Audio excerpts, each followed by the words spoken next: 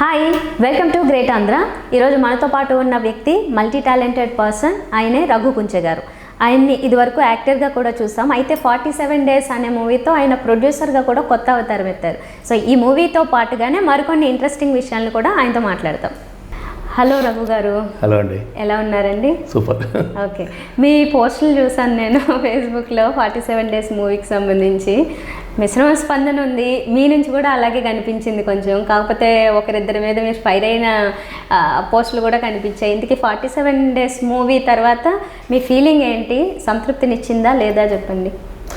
Cinema యాక్చువల్గా అయిపోయిన తర్వాత మనం చూసుకుంటాం కదా అవుట్పుట్.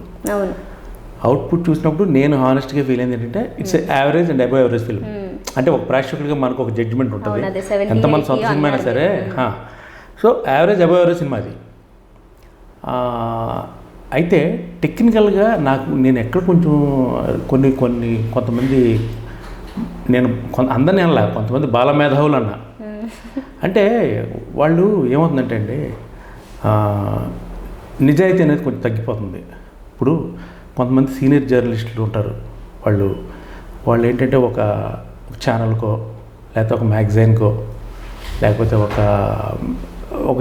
ఒక మంచి పేరున్నటువంటి ఒక వెబ్సైట్స్ వీటికి పనిచేసి ఉంటారు వాళ్ళు. అండ్ ఎప్పటి నుంచో వాళ్ళు మీడియాలో ఉన్నవాళ్ళు. మీడియాలో ఉన్న వాళ్ళు మ్యాక్సిమం ఏం చేస్తారంటే, మీడియాలో సినిమా మీడియా అనేది మ్యాక్సిమం సినిమా మొదలైన దగ్గర నుంచి సినిమా రిలీజ్ అయ్యే వరకు ఒక ప్రొడ్యూసర్తో ఉంటారు.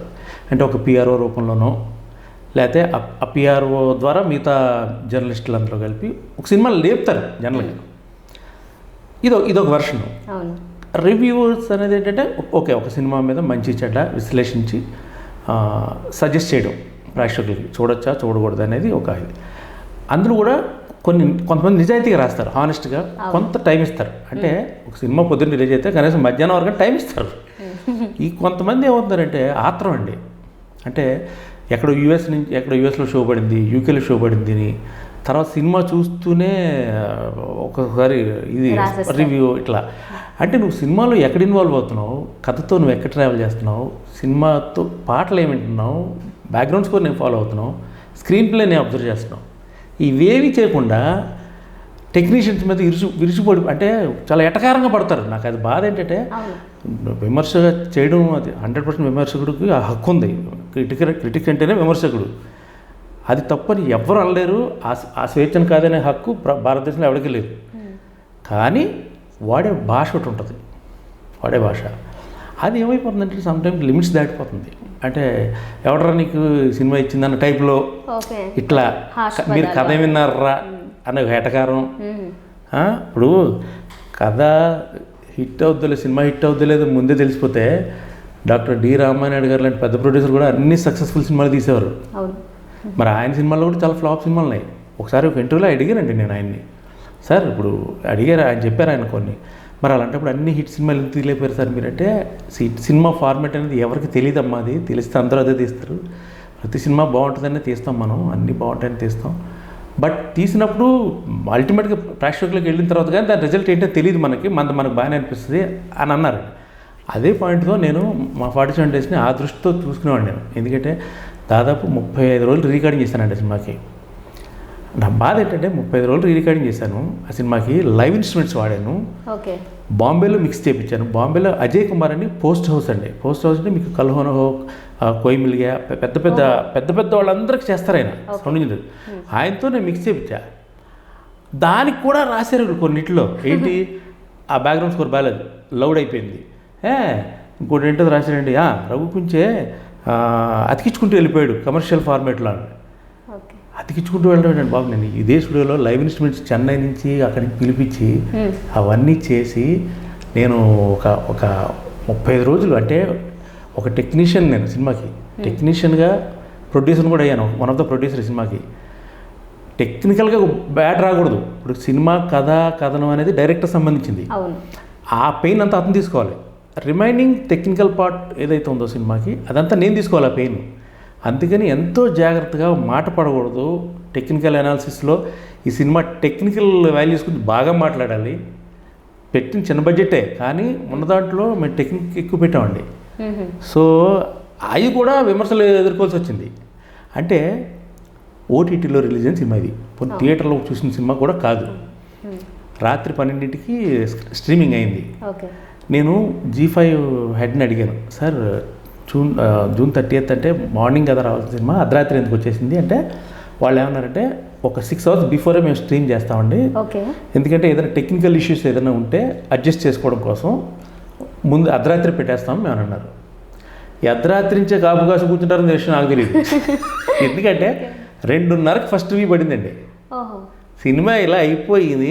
నేను ఇంట్లో సినిమా ల్యాప్టాప్లో హెడ్ ఫోన్స్ పెట్టుకొని సినిమా చూసి గూగుల్కి వెళ్ళి కొట్టా ఊరికే 47 days రివ్యూ అంటే అప్పుడు ఒక రివ్యూ వచ్చేసింది. అవునా? ఓకే. అసలు అర్థం కాల. అప్పుడే రాశారా? అప్పుడే రివ్యూ పడిపోయింది. అది పిచ్చి రాసి 1 రేటింగ్ వేసాడు దానికి. ఓకే. నాకు కాలింది అది మెయిన్. ఇప్పుడు పెద్ద పెద్ద సైట్స్ ఉన్నాయండి, లైక్ మీ గ్రేట్ ఆంధ్ర సైట్ ఉంది. నేను చాలామంది చెప్తాను, నేను యూఎస్లో కూడా చాలామందితో waiting for great Andhra review అని. ఎందుకంటే ఒక నిజాయితీ కనపడుతుంది. ఏకిన దాంట్లో ఒక పాయింట్ ఉంటుంది. అది ఇంపార్టెంట్ లేదు. అంటే ఇప్పుడు మీ సైట్కి నేను ఇంటర్వ్యూ చేస్తున్నాను నేను చెప్పట్లా, నిజంగానే చెప్తున్నాను. ఎందుకంటే నేను యూఎస్లో కూడా చాలామంది ఫ్రెండ్స్ కూడా సినిమా ఒక పర్ఫెక్ట్ టాక్ కోసం కొన్ని సైట్స్ మీద డిపెండ్ అవుతారు. అందులో ఇది one of the leading site ఇది. అంటే ఏకినా కానీ ఆ ఏకుడు వెనకాల ఒక రకమైన ఇది ఉంటుంది, అంటే ప్రాపర్ ఇది ఉంటుంది, అనలైజేషన్ ఉంటుంది. అనలైజ్ చేయడం లేదంటే అనలైజ్ చేయడానికి ఎక్స్పీరియన్స్ చేయడానికి చాలా తేడా ఉంది.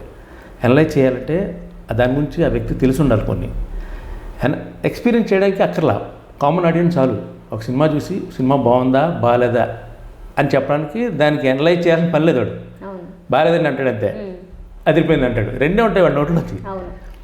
అలా కాకుండా నువ్వు పార్ట్గా సినిమాని అనలైజ్ చేస్తున్నారు చూడండి, అది చేయాలంటే దానికి ప్రాపర్ ఒక నాలెడ్జ్ కావాలి. ఒక ఆర్టికల్ కూడా సొంతంగా రాయలేనోడివి ఒక సినిమాని ఎలా అనలైజ్ చేయగలుగుతావు? అది నేను అడిగిన ప్రశ్న, అంతే, అంతకన్నా. ఇందుకే దాని నుంచి మీకు ఏమన్నా ఎవరి నుంచి రిప్లై వచ్చిందా? పెద్దగా ఎవరు స్పందించలేదు దాని మీద. ఒక 2-3 సైట్స్ మాత్రం కన్సర్న్ చూపించాయి. అంటే ఇతను ఇట్లా అడిగాడని ఒక కన్సర్న్ చూపించాయి. చాలా వాళ్ళు అంటే అర్థం చేసుకున్నారు వాళ్ళు. బేసిక్గా నేను ఎవరి మీద గొడవకి వెళ్ళలేదు. నేను అందరినీ అన్నా భయ్యా అని రిక్వెస్ట్ చేస్తూనే పెట్టాను నా పోస్ట్ని కూడా. ఎక్కడైనా హార్ష్గా వాడలేదు, లాంగ్వేజ్ ఎక్కడ నేను అసభ్యంగా మాట్లాడలేదు. ఒకసారి థింక్ చేయండి, జస్ట్ థింక్ ఆఫ్ ఇట్. అంటే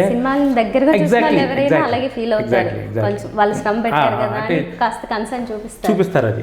అంటే వీడు అడిగిన దాంట్లో కూడా నిజాయితీ ఉందని అర్థం చేసుకున్న వాళ్ళు కన్సర్న్ చూపించారండి. కొంతమంది సైలెంట్గానే వదిలేసారు, దాని గురించి ఎవరో పెద్దగా రియాక్ట్ అవ్వలేదు. మూవీకి అయినా సత్యదేవ్ గారు యాక్ట్ చేస్తే ఆయన స్టోరీ ఎంచుకునే విధానం కూడా బాగుంటుంది అని ఒక మంచి టాక్. ఆయన సినిమాలన్నీ కూడా స్టోరీ వైజ్ అయ్యి బాగానే ఉంటాయి, ఆయన నటన ఇంకా బాగుంటుంది, చాలామంది ఫ్యాన్స్ ఉన్నారు. ఆయనతో ఎంచుకున్న స్టోరీ అంటే మీరు ఆ జాగ్రత్త తీసుకునే ఉంటారు కదా, అంటే ఆయనతో తీద్దాము అనుకున్నప్పుడు ముందు నుంచి ఆయనతో ప్లానే ఉందా, ఇంకెవరైనా వేరే వాళ్ళతో అనుకుని ఇంతో డైరెక్టర్ అనుకున్నాడు సత్యదేవ్ నేను ఫస్ట్. అప్పటికి యాక్చువల్గా సత్యకి పెద్దగా ఇంకా రాలేదు బయటికి. జ్యోతిలక్ష్మి ఒకటే వచ్చింది, 2 years అయిపోయిందండి దాటి. అంటే జ్యోతిలక్ష్మి ఒకటే వచ్చింది సత్యకి అప్పుడు. సో జ్యోతిలక్ష్మి తర్వాత అంత ముందు 2-3 సినిమాలు సత్య సినిమాలు చూసిన వాళ్ళు ఎవరన్నా డెఫినెట్గా తను ఒక అద్భుతమైన ఆర్టిస్ట్ అనే ఒక ఫీలింగ్తోనే ఉంటారు. దాంతోనే ఇప్పుడు మాకు బిగినింగ్లో చాలామంది తీగి సినిమా చేస్తున్నారు, మీరు బిజినెస్ ఏంటి, టికెట్లు ఎలా తెగుతాయి అనుకుంటున్నారు, ఇటు కొన్ని క్వశ్చన్స్ ఉంటాయి సినిమాల్లో. అంటే హీరోని బట్టే కదా థియేటర్ జనం వస్తారు అనే ఒక ఇది ఉంది. అట్ ద సేమ్ టైం మా నమ్మకం ఏంటంటే ఓకే కథ బాగానే ఉంది, ఆర్టిస్ట్ మంచి ఆర్టిస్టు, మేబీ వర్కౌట్ అవ్వచ్చు, బడ్జెట్ కూడా లిమిట్లోనే ఉంది అని చిన్న నలుగురు కలిసి చేస్తున్నాం కాబట్టి ఒకవేళ దెబ్బ తగిలా చిన్న దెబ్బ తగులుద్ది అనే ఒక దీంతోనే ముందే క్రీడెన్స్ మేలేమన్నారు కాబట్టి ఎలా ప్రిపేర్ అయ్యింది. ఎప్పటి నుంచి ఉన్నారు మీరు ఇంతకీ ఈ ప్లాన్లో, అంటే సినిమాలకి ప్రొడ్యూస్ చేద్దాము అనే ఆలోచన? నాకు యాక్చువల్ ప్రొడ్యూస్ చేద్దాం అనే ఆలోచన ఎప్పుడూ లేదండి. ఎందుకంటే నాకు తెలుసు ఒక ప్రొడక్షన్ అనేది ఎంత దారుణంగా ఉంటుందో. ప్రొడక్షన్ చేయాలంటే ఒక ప్రొడ్యూసర్ పడే బాధలు, పాపం ఆ డబ్బు పెట్టి ఒక సినిమా తీసిన ప్రొడ్యూసర్ పడే అడ్డమైన మాటలు ఎవడ పడరు నాకు తెలుసు. ఓకే, సీరియస్ మాటల గురించి అంటున్నారా? డెఫినెట్గానండి. మనీ రిటర్న్ వస్తుందన్న అది తర్వాత ముందు ఇది ఒకటి ఉంటుంది చూసారా ప్రాసెస్, షూటింగ్ జరిగే ప్రాసెస్లో సమ్టైమ్స్ ఎంత దారుణంగా ఉంటుందంటే ఒక్క పూట ఫుడ్ తేడా వచ్చినా ఉప్మా కంపెనీ అంటారు. ఓహో, అట్లా అడ్జస్ట్ కారు బేసిక్గా, ఎందుకు అడ్జస్ట్ అవ్వాలి అన్న ఇదిలో ఉంటారు కొంతమంది. పెద్ద సినిమాలు కూడా కమెంట్ చేస్తారు కానీ బయటికి చెప్పరు. సో అవన్నీ చూసినప్పుడు మనం ఎందుకు ప్రొడక్షన్ పెట్టుకోవడం మనకు అవసరమా అని అనిపించింది. కానీ ఏంటంటే నేను అనుకొని చేసిన ప్రొడక్షన్ కాదండి ఇది. ఆ కథ బాగానే ఉంది, డైరెక్టర్ బాగా చెప్తున్నాడు, పూరి గారి దగ్గర నాకు ఎప్పటి నుంచో తెలుస్తాను.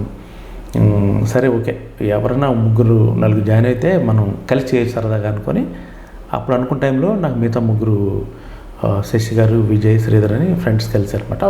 సో 4 కలిసి సరదాగా 4 భాగాలు చేసుకొని దీన్ని చేసాం. మీరు టెక్నికల్గా ఇటు సైడ్ నుంచి మ్యూజిక్, బ్యాక్గ్రౌండ్ స్కోర్ ఇవన్నీ సపోర్ట్ ఇచ్చారు కదా, దానికి మీరు సపరేట్ పేమెంటా?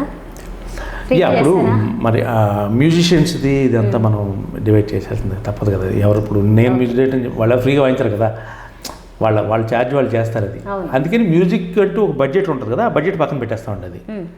పెట్టేసి నాది రిమైనింగ్ పార్ట్ లాగా నేను స్పెండ్ చేస్తాను అనమాట. అట్లా అంటే ఈ మూవీ గురించి అనే కాదు కానీ ముందు నుంచి కూడా మామూలుగా మీరు అంతా బాగా కష్టపడతారు అంటే దేని చేసినా మీ మదర్ చెప్పారన్నారు కదా, పద్ధతి అంటే ఏంటి ఆ పద్ధతి అనుకుని మీరు ఓకే పర్ఫెక్షన్ ఈజ్ పద్ధతి అన్నట్టుగా మీరు డిసైడ్ అయ్యారు.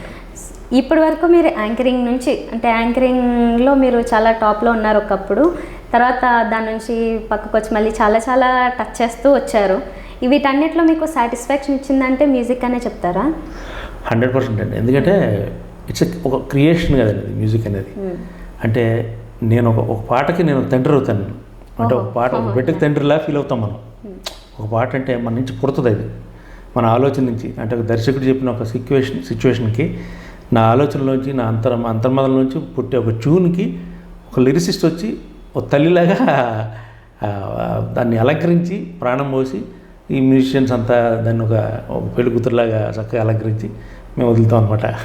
కో ప్రొడ్యూసర్గా అవతారం ఎత్తిన రఘు గారు ఇంకా ముందు ఇలాగే సినిమాలు తీసే అవకాశాలు ఎక్కువ కనపడుతున్నాయా, లేదు మన వృత్తి మ్యూజిక్ అనుకున్నాం కాబట్టి దాంట్లోనే ఉందాం, ఫోకస్ పెడదాం అనుకుంటున్నారా? లేదండి, ప్రొడక్షన్ నాకు వీలైతే నేను 100% చేస్తాను. సేఫ్గా చేయాలి అది. ఎప్పుడైనా ఇప్పుడు 47 ఇచ్చేసాం, ఓకే 2 సంవత్సరాలు అయింది, వడ్డీలు గిడ్డీలు అవన్నీ ఇంకా ఆ లెక్కలు పెట్టుకోకూడదు. ఎందుకంటే మేమేమి ఎక్కడ అప్పు తెచ్చి లేకపోతే ఇంట్రెస్ట్ తెచ్చి చేసిన సినిమా కాదు, జేబులో డబ్బులతో చేసాం. కాకపోతే అట్లీస్ట్ మనం నష్టపోకూడదు చేసింది, ఇంత కష్టపడి చేసాం. మనం రిజల్ట్స్ ఎలా ఉంటుందో థియేటర్కి వెళ్తే కానీ మన సినిమా లైఫ్ అంటే మనకు తెలీదు. కానీ ఉన్నంతలో దీన్ని మనం నష్టపోకుండా బయట ఎలా పడగలం అన్న జాగ్రత్త అయితే ఫస్ట్ తీసుకున్నాను. లక్కీగా ఇప్పుడు ఇలాంటి సిచ్యువేషన్లో సినిమా రిలీజ్ అయ్యి థియేటర్స్కి వెళ్ళి ఆడే సిచ్యువేషన్లో లేదు ఇప్పుడు. అలాంటి సందర్భంలో ఓటీటీలో కొంచెం మాకు నిజంగా చెప్పాలంటే జెన్యూన్ ఒక మంచి ఆఫర్ వచ్చింది. సినిమా సేఫ్గా బయటపడ్డాం ఒక రకంగా చెప్పాలంటే. థియేటర్కి వెళ్ళి ఉంటేనే ఇబ్బంది పడి ఉండేవాళ్ళంట. థియేటర్స్కి వెళ్ళి ఉంటే చెప్పలేం కదండి, మన చేతుల్లో లేదు. ఎందుకంటే ఇప్పుడు డిస్ట్రిబ్యూటర్స్ అన్నట్టు ఒక సినిమా చూడడానికి రావాలంటే ఫస్ట్ ఆడియన్స్ పుల్లింగ్ ఏంటి అని అడుగుతారు ఫస్ట్ వాళ్ళు. ఆర్టిస్టుల దగ్గర నుంచి చూస్తారు వాళ్ళు బేసిక్గా. అంటే అంతే కదా, ఇప్పుడు ఒక చిన్న సినిమాకి ఇప్పుడు హిట్ అనే సినిమా వచ్చింది విశ్వక్షేణది, ఫస్ట్లో కన్నా అది స్లోగా ఎక్కేసింది. ఆ సినిమా ఎక్కి మంచి ఊపినందుకు ఎక్కుతున్న టైంలో పాపం లాక్డౌన్ వచ్చి ఆ సినిమా ఇదేంది. అలాగే మాది పలాస సినిమా కూడా అంతే, అద్భుతమైన రివ్యూస్ వచ్చాయి, అద్భుతమైన మౌత్ టాక్ వచ్చింది. బట్ దానికి బిగినింగ్ డేస్లో కలెక్షన్ చాలా పూరండి. మేము టూర్ వెళ్ళినప్పుడు చూస్తే థియేటర్స్లో జనాలు లేరు, కానీ మంచి పికప్ అవుతుంది. అప్పుడే మౌత్ టాక్ స్ప్రెడ్ అయింది, జనం రావటం మొదలుపెట్టారు ఆ సినిమాకి, టక్మని లాక్డౌన్ పడింది. సో ఇలాంటి అవాంతరాలు చాలా ఉంటాయి చిన్న సినిమాలకి. అమెజాన్ ప్రైమ్లోనే అందులో చూసేస్తారు, ఇంకా చివరికి ఇంకా అమెజాన్ ప్రైమ్లో పెద్ద హిట్ అయిపోయింది ఆ సినిమా. అసలు ఒకసారి మూవీ అమ్మేసిన తర్వాత ఎలాగో ఓటీటీకి మీరు ఎందుకు జనరల్గా ఫీల్ అయ్యారు? ఎందుకంటే అది అమ్మేసిన తర్వాత మీకు ఇంకా పెద్ద ఫరక్ పడేది ఏమి ఉండదు కదా. నేను అదే మీకు అందులో రాశాను. ఇప్పుడు ఒక ఆడపిల్ల పెంచుతామండి, పెద్ద చేసి ఆడపిల్లని పెంచి చక్కగా చదివించి పెళ్లి చేసి పంపిస్తామండి. అత్తారింట్లో ఏదో ప్రాబ్లం వచ్చింది, వెళ్ళగానే అమ్మాయిని ఉతికేశారు వాళ్ళు. ఊరుకుంటాం మనం? ఊరుకోం కదా. వెళ్ళిపోయింది, పెళ్ళి చెప్పి పంపించేసాం కదా, మన బాధ్యత అయిపోయింది అనుకుంటామా? ఇది అంతే కదండి, సినిమాని నిలబెట్టుకోవాలి కదా మనం అక్కడ. ఇప్పుడు ఇదే థియేటర్లో రిలీజ్ అయ్యి ఉంటే జరిగిన డ్యామేజ్కి సాయంత్రానికి మాకు ఒక 2 రోజులు కదా థియేటర్లో. సో ఇదంటే ఒక ఘటన పడ్డాం. ఒకవేళ థియేటర్ కంటే మేము మళ్ళీ దానికి ఒక 50 లక్షలు 60 లక్షలు 70 లక్షలు పబ్లిసిటీ ఖర్చు పెట్టి రిలీజ్ చేసి తర్వాత ఎంత డ్యామేజ్ అయితే సాయంత్రం ₹1 కూడా రాకపోతే మొత్తం నష్టపోయినట్టే కదా. ఇప్పుడు దానివల్ల నువ్వు సాధించింది ఏంటంటాను నేను, ఇప్పుడు కొంత టైం ఇవ్వండి కొంచెం. నేను ఫస్ట్ నుంచి రిక్వెస్ట్ చేసుకునేది ఏంటంటే వాళ్ళని కొంచెం హ్యుమానిటీ అంతే, ఇక్కడ ఏం లేదు. ఇప్పుడు ఒకటి మాత్రం నిజమండి, సినిమా ఉంటేనే నేనన్నా వాళ్ళన్నా అంతే. ఎందుకంటే ఆ విషయం వాళ్ళకి కూడా తెలుసు. ఇప్పుడు 4 నెలల నుంచి సినిమాలు లేవండి. ఎవరు పని చేస్తున్నారు చెప్పండి? నిజంగా ఎవరు పని చేయట్లా. అందరికి ఎండిపోయింది, మొత్తం జేబులు ఎండిపోయాయి, డబ్బులు ఎవరిదరా. వర్మ గారు తప్ప అందరూ పని ఇంకా ఆయన తెలివైనాడు. వర్మ గారు అంటే ఇంకా ఆయన వర్మ గారు తెలివైన వ్యక్తి. అది మీరు ఇందాక మాట్లాడుతూ యూఎస్లో గురించి టాపిక్ తీసుకొచ్చారు. ఇందుకు మీకు యూఎస్కి ఏంటి లింక్? మీరు ఎన్నిసార్లు వెళ్ళారు, ఎందుకు వెళ్ళారు? నేను యూఎస్, యూకే, ఆస్ట్రేలియా చాలా కంట్రీస్కి వెళ్ళాను. అంటే నేను బేసిక్గా సింగర్ అవడం వల్ల అక్కడ జరిగే ఈవెంట్స్ కోసం నన్ను వాళ్ళు పిలుస్తుంటారు వాళ్ళు. ఓకే.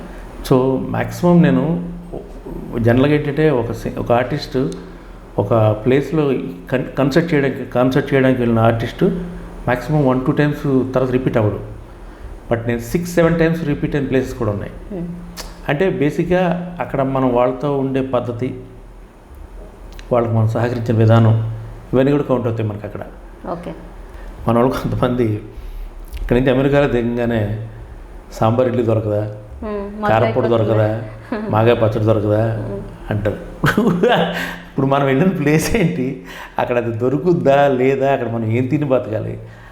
ఇప్పుడు ఒక ప్లేస్కి వెళ్ళినప్పుడు మనం ఆ ప్రాంతపు ఫుడ్నో లేకపోతే ఆ ప్రాంతపు రుచినో మనం టేస్ట్ చేసి ఇచ్చేయాలి. అక్కడ కూడా మనం సాంబార్ ఇడ్లీ కావాలి, పొద్దున్నే అన్నంలోకి పప్పుని నెయ్యి కావాలి అంటే అక్కడ ఉండేవాళ్ళందరూ వాళ్ళు ఉరుకులు పరుగుల జీవితాలండి. అక్కడ పొద్దున్న మొదలైతే వాళ్ళ జీవితం రాత్రి 7 వరకు పరుగు పెడుతుంటారు. ఎందుకంటే వైఫ్ అండ్ హస్బెండ్ ఇద్దరు జాబులు చేస్తుంటారు అక్కడ. కొన్నిసార్లు ఏముందంటే కొన్ని ఈవెంట్స్కి వెళ్ళినప్పుడు మమ్మల్ని వాళ్ళు కొన్ని అసోసియేషన్స్ హోటల్స్లో పెట్టడం, ఇదంతా మీరు ఫుడ్కి అది ప్రాబ్లం అవుతుందని చెప్పి వాళ్ళ ఇళ్ళలో పెడతారు ఆర్టిస్టులని చాలామంది. మా ఇంట్లో ఉండండి, మాకు కూడా అదే సేఫ్. ఎందుకంటే కొంచెం మనం ఒక ఇంట్లో ఉంటే మనకి టైం మంచిగా దొరికితే కాఫీ దొరుకుతుంది, వాళ్ళు లేకపోయినా మనం కాఫీ పెట్టుకుంటాం, చేసుకుంటాం. అలాంటి సీక్వెన్స్ ఒకటి ఉంటుంది అక్కడ. అలాంటి చిన్న అడ్జస్ట్మెంట్స్ కొంతమంది చేయరు మనోళ్ళు. ఆ ఒక్కరోజుకి ఆ ఇడ్లీ సాంబార్ తినప్పుడు చచ్చిపోతాం అన్నట్టుగా చేస్తారు మనోళ్ళు. ఇవి కొన్ని వాళ్ళకి చిరాకు వస్తాయి అక్కడ. వచ్చినప్పుడు కొన్నిసార్లు వాళ్ళు మళ్ళీ సెకండ్ టైం పిలవడానికి ఇష్టపడరు.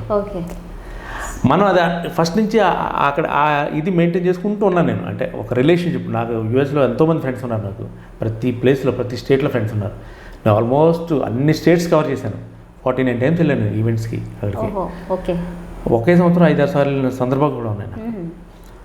సో అంటే మనం వాళ్ళకి సహకరించే విధానాన్ని బట్టి వాళ్ళు మనల్ని ఇష్టపడతారు, ప్రేమిస్తారు, 4 సార్లు పిలుస్తారు వాళ్ళు. అది మీరు కొత్త దానికి ఫాస్ట్గా అలవాటు పడతారా ఏంటి? ఎందుకంటే మీరు గోదావరి ఎక్స్ప్రెస్ ఎక్కి ఫస్ట్ టైం అటు నుంచి హైదరాబాద్కి వచ్చేసినప్పుడు ఈ ఫుడ్ గురించి మాట్లాడుకుంటేనే ఇక్కడ అంత వేరియేషన్ ఉండకపోవచ్చు, కొంచెమే ఉండొచ్చు. లేదంటే పక్కన చెన్నైకి వెళ్ళినా మన వాళ్ళు చాలామంది అడ్జస్ట్ అవ్వలేరు. అక్కడ ఇడ్లీకి ఇక్కడ ఇడ్లీకి డిఫరెన్స్ ఉంటుందని అక్కడే మొదలైపోతుంది. అలాంటిది అమెరికా వెళ్ళి మీరు అడ్జస్ట్ అయ్యారా, ఇష్టపడ్డారా ఆ ఫుడ్ అంతా? నాకు ఫస్ట్ నుంచి కూడా చెప్పాను కానీ మా అమ్మ నా మీద చాలా ప్రభావం. చిన్నప్పటి నుంచి ఒరే బాబు ఏది పెట్టినా తినాలి, అడ్జస్ట్ అవ్వు, ఇది ఒకటి అలవాటైంది మాకు. చిన్నప్పటి నుంచి ఒక పద్ధతి అలవాటైంది మాకు. నేను తిండి దగ్గర ఏ రోజు పేచి పెట్టను. ఎప్పుడు నాకు ఇది బాగుందంటే అద్భుతంగా బాగుంది చెప్పేసా, మొహమ్మద్ చెప్పేసా వాళ్ళకి అదిరిపోయిందని చెప్పి. నచ్చలేదు అనుకోండి సైలెంట్గా తింటా. అంటే వాళ్ళు అర్థం చేసుకోవాలి. మా ఇంట్లోనే అంటే మా ఇంట్లో కూడా అంత సైలెంట్గా తింటున్నట్టు మా వైఫ్ నన్ను అడగదు పర్టికులర్గా. ఓకే నచ్చలేదేమో లేదు, ఎందుకంటే నచ్చితే అంత ఎక్కువ పొగుడుతా, అది ప్రాబ్లం. నచ్చకపోతే సైలెంట్గా ఊరుకుంటాను తప్పితే విమర్శించను, పుల్ల పెట్టినట్టు మాట్లాడను. సో ఆ అడ్జస్ట్మెంట్ అనేది నాకు చిన్నప్పటి నుంచి అలవాటైంది బేసిక్గా. మీరు మీ వైఫ్ టాపిక్ తెచ్చారు కాబట్టి ఇంకోటి విషయం గుర్తొచ్చింది నాకు. మీరు ఎక్కువగా మీ వైఫ్ గురించి పిల్లల గురించి ఏం టాపిక్ తయారు, ఎందుకంటే మీరు వయసు దాచుకోవడానికి ట్రై చేస్తున్నారని ఊరికే జస్ట్ ఒక సరదా టాపిక్. అలాంటిది ఏం లేదండి. వయసు దాచుకుంటే ఇప్పుడు తెలియదండి జనం లెక్క. ఇప్పుడు ఒక లెక్క ఉంటుంది కదా ప్రతి వాళ్ళకి. వీళ్ళు ఫస్ట్ సినిమా పాడింది ఏది, బాచి. ఓకే బాచి ఎప్పుడు వచ్చింది? 2020లో వచ్చింది. దీని ముందు ఈయన జెమినీలో ఎప్పుడు చూసాం? ఒక 94 నుంచో 95 నుంచో ఉన్నాడు. సో వీడు జెమినీకి వచ్చేటికి రఫ్గా వీడి వయసు ఎంత ఉంటుంది? అక్కడి నుంచి ఇక్కడికి ఎంత లెక్కలేరా? ఈ చూసేవాళ్ళు ఈజీగా లెక్కలేస్తారు, అవి పెద్ద ప్రాబ్లమే కాదు. కాకపోతే ఏంటంటే నేను అనవసరమే ఇప్పుడు సందర్భం ఉంటే మాట్లాడతాం. సందర్భం లేని ప్రతి చోట మనం ఊరికే చేస్తే డ్రామా అవుతుంది. ఎప్పుడైనా మనం ఓకే మన ఫ్యామిలీకి ఇష్టం ఉండి వాళ్ళు ఉంటే ఓకే మనం పబ్లిక్లో తీసుకురావడానికి. వాళ్ళు కూడా ఇంట్రెస్ట్ చూపించినప్పుడు మనం చూపించాల్సిన అవసరం లేదు. ఎందుకంటే రేపు పొద్దున ఏదైనా ఒక విషయంలో నాకు బ్లేమ్ వచ్చింది అనుకోండి, నాతో పాటు వాళ్ళు కూడా ట్రోల్ చేస్తారు. అవును కరెక్టే మీరు చెప్పింది. ఫ్యామిలీని కూడా ట్రోల్ చేస్తారు అన్యాయంగా. అవును. సో మనం మాట పడినప్పుడు మనతో పాటు వాళ్ళు ఎందుకు మాట పడాలి? అది నేను ఒకవేళ ఇన్కేస్ వాళ్ళు ఇండస్ట్రీలో ఉన్నారనుకోండి వాళ్ళందరూ కూడా మనం ఓకే అంటే ఏదైనా ఏమంటారు నువ్వు పబ్లిక్లో వచ్చావు కాబట్టి నిన్ను ఏమన్నా అంటారు కదా. సో అది నేను అనేది పబ్లిక్లోకి తీసుకొస్తే ఈ ప్రాబ్లం ఎనీ ప్రాబ్లం ఫేస్ చేయగలగాలి మనం. ఇందుకు మీ పిల్లల్ని ఏం చేద్దాం అనుకుంటున్నారు? వాళ్ళ ఇష్టం అండి. నేనే మీ ప్రొఫెషన్ మీకు బాగా అనిపిస్తుంది కదా, తీసుకురావాలని లేదా మరి? లేదండి, నేను ఇప్పుడు మా డాటర్కి బాగా చదువుకుంటాను. సో తన ఎడ్యుకేషన్ అత్తే ఉంది, తన ఆలోచన ఇవేం లేదు. ఆ సన్ కొంచెం ఆలోచన ఉంది వాడికి రావాలని. చెప్పాను దీంట్లోకి నువ్వు రావాలి అనుకుంటే దీనికి సంబంధించిన కోర్స్ ఫినిష్ చేయ ముందు, కమ్యూనికేషన్స్ లాంటివి ఫినిష్ చేసి 1 సంవత్సరం అసిస్టెంట్ డైరెక్టర్కి పనిచేయి సినిమా ఇండస్ట్రీలో. ఎందుకు అసిస్టెంట్ డైరెక్టర్? డెఫినెట్గా పని చేయాలి, ఎందుకంటే ఆ పెయిన్ ఏంటి తెలియాలి.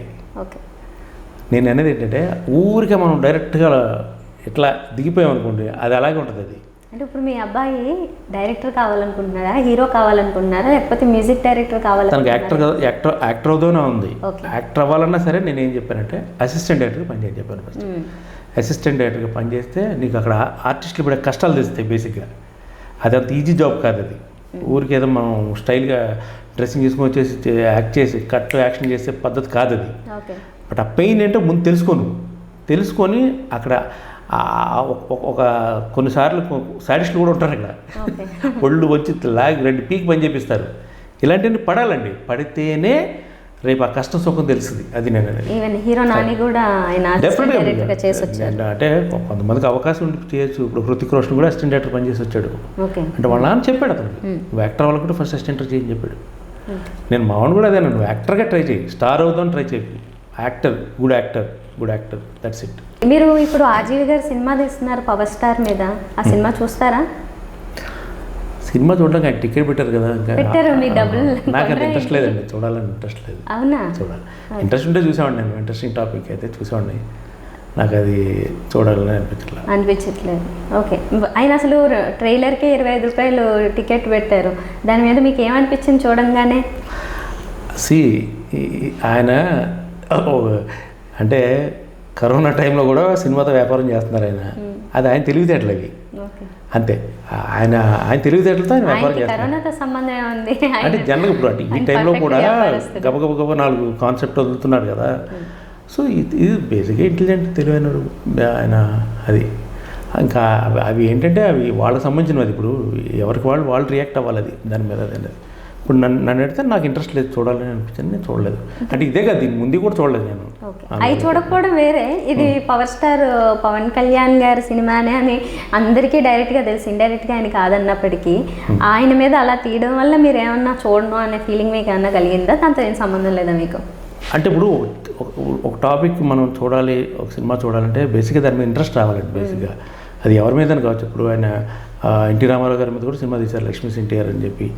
అంటే ఏ పర్సెప్షన్లో చూడలేదండి సినిమా. అంటే ఎందుకు తీస్తున్నారు ఎందుకు అనేది అది వాళ్ళకి సంబంధించిన విషయం. అది దానికి మనం అంటే నాకు అనిపిస్తే నేను చూస్తాను అంతే, దట్స్ ఇట్, సింపుల్.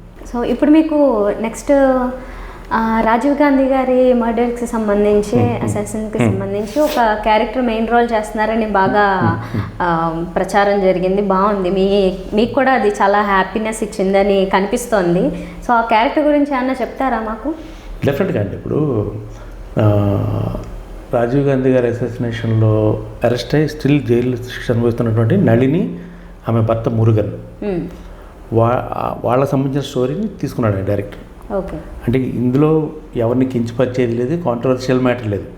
జస్ట్ ఈ అసాసినేషన్ ముందు వీళ్ళిద్దరి మధ్యలో ఏం జరిగింది అనేది ఒక సినిమాది. ఓకే, జనరల్గా ఇలాంటి ఏమైనా సెన్సిటివ్ పాయింట్స్ టచ్ చేస్తే ఒక్కొక్కసారి చాలా ప్రమాదాలు అవుతాయి, డెఫినెట్ కాంట్రవర్సీ అవుతాయి. బట్ ఇందులో కాంట్రవర్సీ మ్యాటర్ లేదు. ఓకే, ఇప్పుడు ఎందుకంటే ఇప్పుడు ఆ రాజీవ్ గాంధీ గారి మీద జరిగిన హత్యని సమర్థించడమో లేకపోతే దాన్ని వ్యతిరేకించడమో ఇలాంటి పాయింట్స్ తీసుకుంటే డెఫినెట్గా మీరు అన్నట్టుగా కాంట్రవర్సీలు అవుతాయి. ఇక్కడ అసలు అది పాయింటే లేదు అక్కడ. యాక్చువల్గా అది కూడా జస్ట్ ఒక టీవీలో వచ్చే మ్యాటర్ కింద చూపించారు సినిమాలో, కథలో. జస్ట్ దీనికి ముందు ఏం జరిగింది అనేది, అంటే వీళ్ళు ఒక టీం ఫామ్ అవుతారు జనరల్గా కొన్ని ఆర్గనైజేషన్స్కి. ఆ టీం ఫామ్ అయినప్పుడు సమ్టైమ్స్ ఆ టీమ్స్లో కొంతమంది అమాయకులు కూడా బలైపోతారు, వాళ్ళు తెలియకుండా ఇరుక్కుపోతారు కొన్నిసారి ఈ టీమ్స్లో వాటిల్లో. అలాంటి ఒక పర్సెప్షన్లో ఇప్పుడు ఆవిడ ఏదైతే ఒక పాయింట్ అడుగుతుందో ఈవేళ నళిని గారు అన్న ఆమె ఒక విషయం అడుగుతుంది ఆవిడ. 29 సంవత్సరాలుగా ఆవిడ జైల్లో ఉంది ఇప్పుడు, ఇద్దరు వైఫ్ అండ్ హస్బెండ్, 29 ఇయర్స్గా. సో నాకు తెలియకుండా నేను ఇరుక్కుపోయిన ఇది ఈ కేసులో నాకు క్షమాభిష ప్రసాదించండి అని చెప్పి అడుగుతుంది ఆవిడ. ఇది అంటే ఆవిడకి పడిన శిక్ష ఏంటంటే నాకు దీని మీద నాలెడ్జ్ లేదు. జనరల్గా ఎవరిజీవ కారాగార శిక్ష అన్నా కూడా ఏదో అటు తిరిగి ఒక 18 ఏళ్ళలోనే ఎంతో కంప్లీట్ అయిపోతుంది అంటారు కదా. 14. కానీ మరి ఆవిడ శిక్ష ఏంటి అంతకాలం ఉంది ఏంటి? లాని మనం ప్రశ్నించకూడదు. ఓకే. అయితే ఏంటంటే అదే ఈవెన్ మీకు సోనియా గాంధీ గారు, ప్రియాంక గాంధీ గారు కూడా పాపం ఆవిడకి క్షమాభిక్ష ప్రసాదించమని వాళ్ళు కూడా రిక్వెస్ట్ చేశారు కోర్టుని. ఈ ప్రియాంక గాంధీ గారు కూడా జైలుకి వెళ్ళి ఆమెతో 2 hours 3 hours కూర్చొని మాట్లాడింది ఆవిడ. సో అదే ఇదేంటంటే ఇప్పుడు కోర్టుని ఆవిడ రిక్వెస్ట్ చేస్తుంది అనమాట, సుప్రీంకోర్టుని, దయచేసి శిక్ష తగ్గించండి అని చెప్పి అనేది ఆ పాయింట్ మీద నడుస్తుంది ఇప్పుడు అది. సో అది కూడా ఉండదు ఇందులో. దానికి ముందు ఏం జరిగిందనే అదొక డ్రామా జరిగింది వీళ్ళిద్దరి మధ్యలో అదంతా. ఒక లైన్ ఉంది, history is always return in the favour of winners అని. ఆ రకంగా చూస్తే ఓకే, రాజీవ్ గాంధీ గారిని వాళ్ళు మర్డర్ చేయడమో ఏదో, రాజీవ్ గాంధీ గారు మంచి వ్యక్తి, లేకపోతే ఆయన ఒక మంచి గుడ్ లీడరు, ఏదో జరిగింది మొత్తానికి అనుకోవచ్చు. కానీ వీళ్ళ స్టోరీ మీరు దగ్గర నుంచి విన్నప్పుడు మనకి ఇంకొక రకమైన పర్సెప్షన్ ఏర్పడుతుంది, జనరల్గా ఏర్పడుతుంది. వాళ్ళలో కూడా ఒక సాఫ్ట్ కార్నర్ చూడగలిగే స్థితి అది కలిగిందా మీకు? జాలి వేసిందండి ఆవిడ మీద, ఎందుకంటే పాపం ఆవిడకి సంబంధం లేకుండా ఇరికిపోయింది కేసులో. అది మాత్రం వాస్తవం. ఆవిడకి తెలియదు బేసిక్గా, టీవీలో ఆ బ్లాస్ట్ జరుగుతున్న ఇది వచ్చేవరకు కూడా ఆమెకి అక్కడ తెలియదు అనే విషయం తెలిసింది. ఆవిడ రాసి ఒక బుక్ రిలీజ్ చేసింది ఆవిడ, 532 రూపాయల పుస్తకం కాస్ట్. ఆవిడే బుక్ రిలీజ్ చేసింది. అండ్ తర్వాత కూడా చాలా పుస్తకాలు వచ్చాయి దీని మీద, అండ్ సినిమాలు కూడా వచ్చాయి. మెడ్రాస్ కేఫే వచ్చింది, తర్వాత టెర్రరిస్ట్ అని సంతోష్ శివన్ గారు సినిమా తీశారు, తర్వాత మమ్మూటి గారు 90 days ఆపరేషన్ 90 days అని ఒక సినిమా వచ్చింది, తర్వాత కన్నడలో సైనైడ్ అని ఒక మూవీ వచ్చింది. సో ఈ కథ మీద చాలామంది సినిమాలు తీశారు ఆల్రెడీ, కొత్తగా ఈ సినిమా వస్తున్న కథ ఏం కాదు. కాకపోతే ఏంటంటే ఈ అసాసినేషన్ సంబంధించిన బ్యాచ్లో ఎవరైతే ఉన్నారో వాళ్ళది ఒక్కొక్కరికి ఒక్కొక్క కథ ఉంటుంది కదా దీనికి రాకముందు.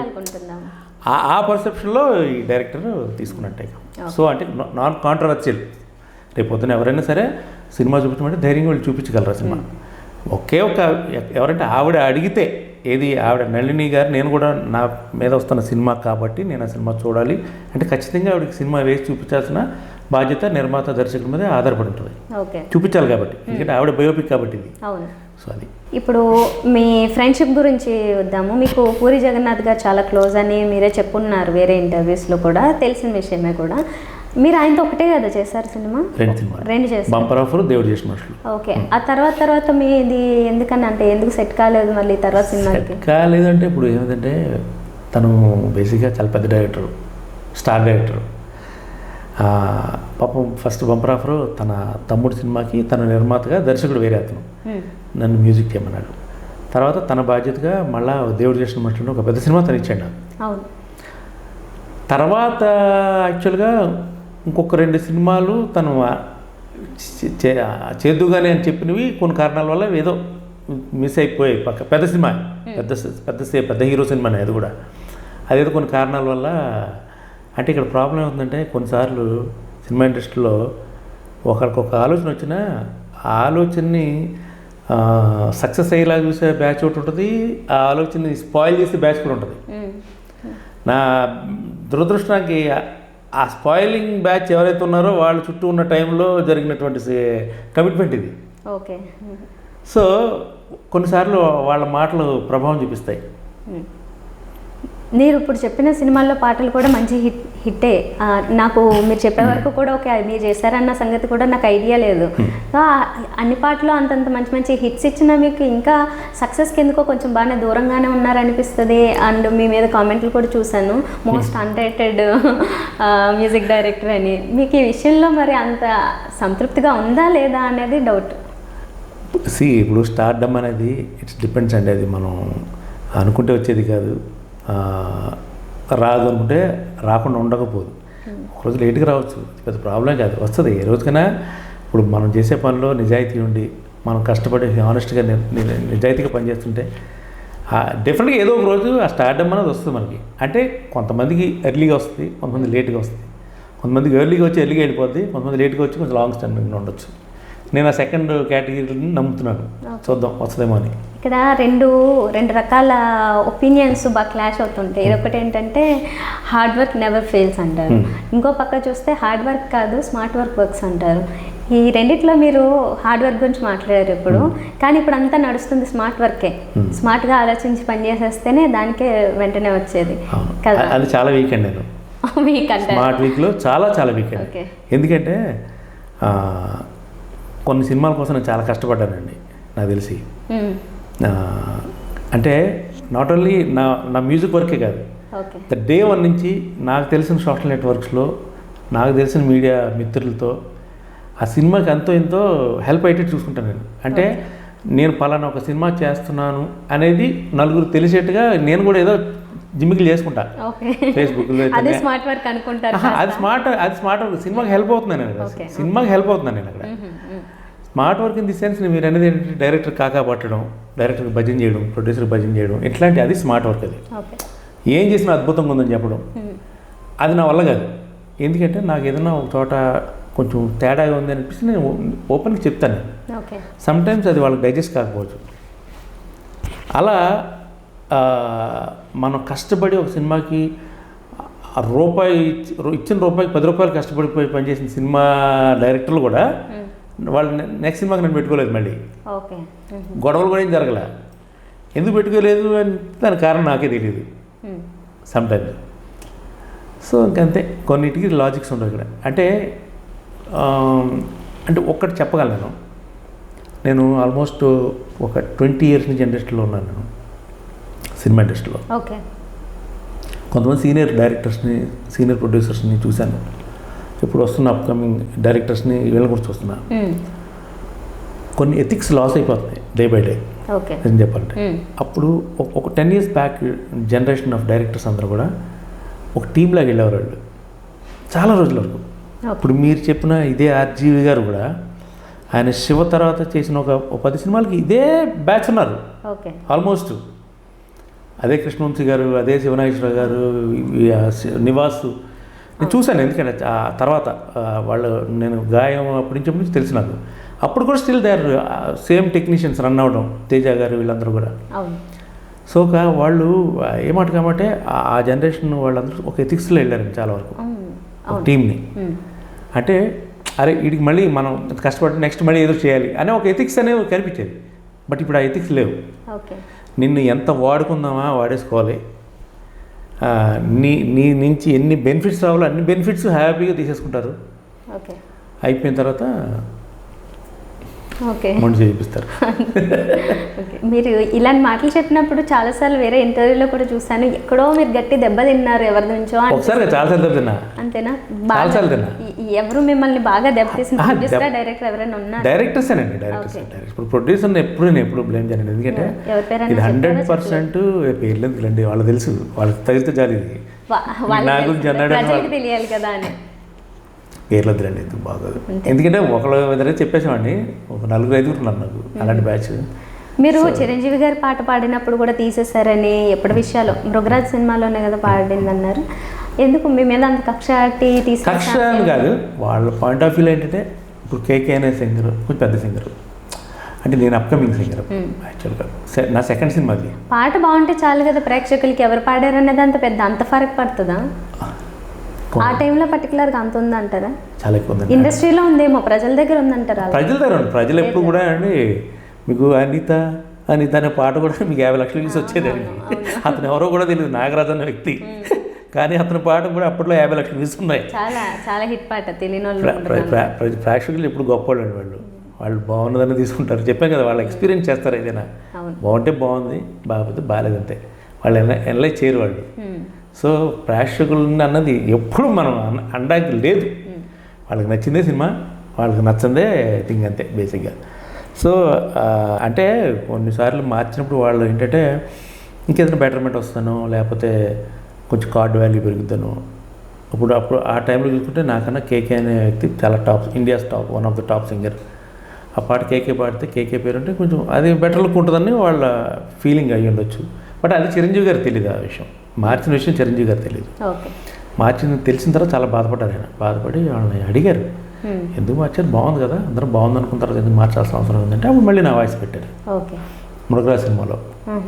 అది ఇవన్నీ చాలా జరుగుతున్నట్టండి. ఇప్పుడు అంతెందుకు, నేను దేవుడు చేసిన మనుషుల్లో నువ్వేలే ఆ సాంగ్ ఉంది, అది ఫస్ట్ అంజనా స్వామితో పాడించాను.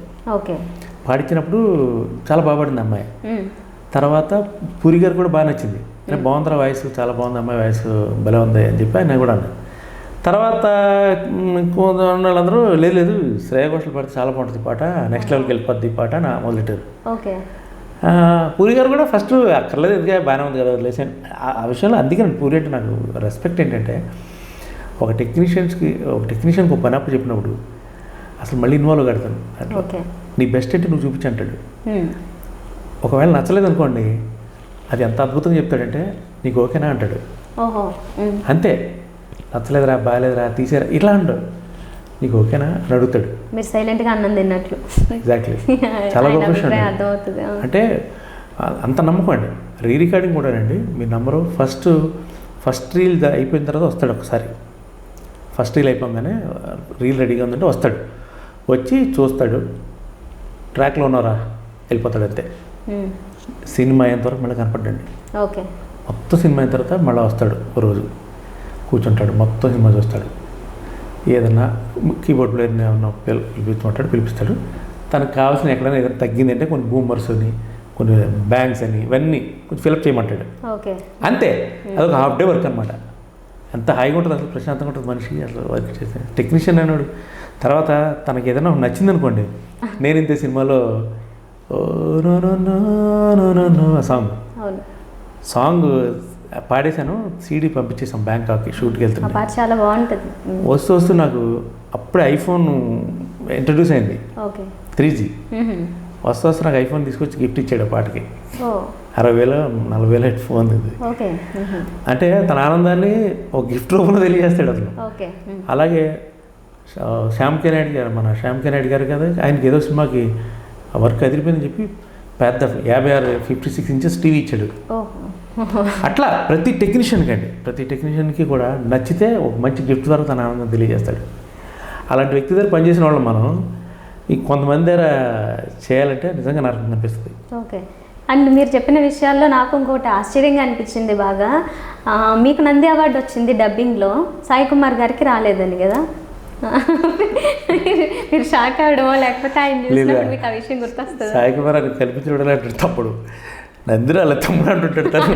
అంటే తను యాక్చువల్లీ పాపం ఆయన డబ్బింగ్ అప్పటికి మానేసినట్టున్నాడండి ఆయన. బేసిక్గా డబ్బింగ్ యాక్టర్ అయిపోయిన తర్వాత డబ్బింగ్ మానేశాడు ఆయన. తర్వాత 2-3 సినిమాలు చెప్పారు అనమాట. రాజశేఖర్ గారికి తర్వాత చెప్పారు అంటుంటాడు. ఆయన అయితే కనిపించిన మీరు అన్నారేమో అనుకున్నాను, ఆయనకు కూడా అది గుర్తుంది. ఆయన అన్నాడు 2-3 సార్లు. మరి ఎందుకండి ఆయన కూడా ఇంకోసారి ఇచ్చుంటే అయిపోయాయి. నన్ను అడుగుతారు, రికమెండ్ చేసి ఉండాల్సిందిగా పేరు తెచ్చుకోవడానికి. రికమెండ్ అంటే అది ఏమన్నా ఇదేండి, గవర్నమెంట్ అవార్డ్స్ జరిగే దాంట్లో అవి ఒక్కొక్కసారి మనకు అన్యాయం జరుగుతుంది. ఇవి నేషనల్ అవార్డ్స్లో కూడా అంటారు ఇట్లా, అంటే వాడికి నచ్చి ఉండాలి. అదైతే బేసిక్గా ఆ మనిషి కూడా నచ్చాలి ఆ టైంకి. ఆ మనిషి మీద ఏదో ఎక్కడో వాడికి యాంటీ భావం ఉందనుకోండి, వాడు మార్క్స్ వేయడు. ఇది ఆస్కార్లో కూడా ఉంటుంది. అదే ఈ రీసెంట్ టైమ్స్లో పారాసైట్ గురించి అయితే అసలు చాలా డిఫరెంట్ ఒపీనియన్స్ కనబడుతుంది. మీకు కమల్ హాసన్ గారు ఎప్పుడో చెప్పాడు ఆయన, ఇది అప్పుడు ఆస్కార్ అనే దాన్ని వీళ్ళు ఏంటి, వీళ్ళకి వచ్చిన లాభాల్లో చాలా వరకు ఖర్చు పెట్టాలంటారు దానికోసం. వెళ్ళి అక్కడ చాలా చాలా ఉంటాయి అన్నిటికీ, అన్నీ కూడా. ఇప్పుడు టీం ముందు వెళ్ళాలి, వాళ్ళకి దువ్వాలి, అక్కడ వాళ్ళ కోసం స్పెండ్ చేయాలి మనీ. ఏదో చిన్న లాబింగ్ అండి, నథింగ్ బట్ లాబింగ్. భూప్రపంచం అనేది లాబింగ్ అనే ఒక చిన్న వర్డ్ మీద చాలా నడుస్తుంది బేసిక్గా. మీది ఇప్పుడు ఇంకా నెక్స్ట్ ప్రాజెక్ట్స్ ఏంటి? మూవీసే అంటే మూవీ ఎలాగో నటించబోతున్నారు కదా ఈ నల్లి, దానికి సంబంధించి అదేనా ఇంకేమన్నా పెద్ద ప్రాజెక్ట్స్ ఏమైనా చేస్తున్నారా? చేస్తుంది ఏదోటి, ఈవిడ బయోపిక్, దాని మ్యూజిక్ కూడా నేనే చేస్తున్నాను సినిమాకి. ఓకే. మ్యూజిక్ కూడా నేను చేస్తాను. ఇది కాకుండా ఒక వెబ్ సిరీస్ కూడా జరుగుతుంది రేపు, ఒక 4 రోజులు షూట్ స్టార్ట్ అవుతుందండి. ఒక వెబ్ సిరీస్ ఒకటి అదొకటి చేస్తున్నాను. తర్వాత ఇంకోటి నెట్ఫ్లిక్స్ది ఒకటి ఎక్స్క్లూజివ్ ఫిల్మ్ ఒకటి చేస్తున్నాను. అంటే 1.5 hour Netflix original film Telugu, అదొకటి చేస్తున్నాను. ఇది కాకుండా మొన్న ఒక డైరెక్టర్ వచ్చి ఒక కథ చెప్పాడు నాకు, డ్యూయల్ రోల్ నాతో. చాలా పెద్ద సెటప్ ప్లాన్ చేసుకున్నాడు అతను. ఒక విలేజ్ అర్బన్ బేస్డ్ ఉన్నదన్నమాట. విలేజ్ లోకల్, అర్బన్ లోకల్ ఉంటారా? అక్కడ ఒకడు, ఇక్కడ ఒకడు, అక్కడ రఘు, ఇక్కడ అక్కడ పంచి కట్టుకున్న రఘు ఉంటాడు, ఇక్కడ సూట్ వేసుకున్న రఘు ఉంటాడు. చిన్న కామెడీ, చాలా చాలా బాగా వర్కౌట్ చేశాడు సబ్జెక్ట్ అది. సో పలాస్ తర్వాత అంటే అందులో కొంచెం నెగిటివ్ రోలే కదా మీది, పర్ఫార్మెన్స్ విషయం పక్కన పెడితే నెగిటివ్ రోల్. దాని తర్వాత కూడా మీకు నెగిటివ్ రోల్స్ ఎక్కువ ఆఫర్లు వచ్చాయా? పర్వాలేదు, మామూలుగా మిస్. ఇప్పుడు వచ్చినవన్నీ పాజిటివ్ రోల్సే కదా. ఓకే, పాజిటివ్ సైడ్ వచ్చాయి. అంటే నెగిటివ్ అంటే పలాసలో నెగిటివ్ అనేది వాడే క్రూరమైన విలన్ కాదు వాడు. అంటే జనరల్గా విలన్స్ అలాగే ఉంటారు. విలన్స్ ఎప్పుడు బాగా నవ్వరు, పెద్ద పెద్ద డైలాగ్ చెప్పరు, ఇవే ఉండవు, చాలా కూల్గా ఉంటారు విలన్స్. మీరు చాలామంది మన ఒరిజినల్గా కూడా మీరు యూట్యూబ్లో పెద్ద పెద్ద ఫ్యాక్షనిస్టులు, తర్వాత రౌడీ షీటర్స్ అని చెప్పుకున్న వాళ్ళ ఇంటర్వ్యూస్ చాలా చూశాను. చాలా మామూలుగా ఉంటారు వాళ్ళు, చాలా నవ్వుతూ, చాలా ప్రశాంతంగా జోకులు వేస్తూ మాట్లాడుతూ, పలానా మాటలు మీరే చేశారు కదండి, నేను చేశానా అంటారు వాళ్ళు. చాలా అమాయకంగా అడుగుతారు.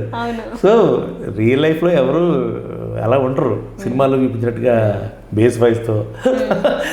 అదే సో ఆ కైండ్ ఆఫ్ దీంట్లోనే వెళ్దామని నా ప్లాన్. అది దాంట్లో అంటే ఆర్టిస్ట్కి వెళ్ళాలండి. అది నెగిటివ్ రోలా పాజిటివ్ రోలా అని చూడండి, కానీ ఆర్టిస్ట్ మంచి ఆర్టిస్ట్గా అవ్వాలి నాకు. అది ఓకే, ముందు ముందు కెరియర్ మీది ఆర్టిస్ట్గా బాగుంటుందని అనిపిస్తుందా, మ్యూజిక్ డైరెక్టర్గా అనిపిస్తుందా? ఇది అని ఎప్పుడు డిజైన్ చేసుకుంటాం, జస్ట్ ఒక ప్రెడిక్షన్ ఏమి, మనం జస్ట్ మన పని మనం చేసుకుంటూ వెళ్ళాలంటే. అంతే, ఏదొస్తే చేయాలంటే అంతే.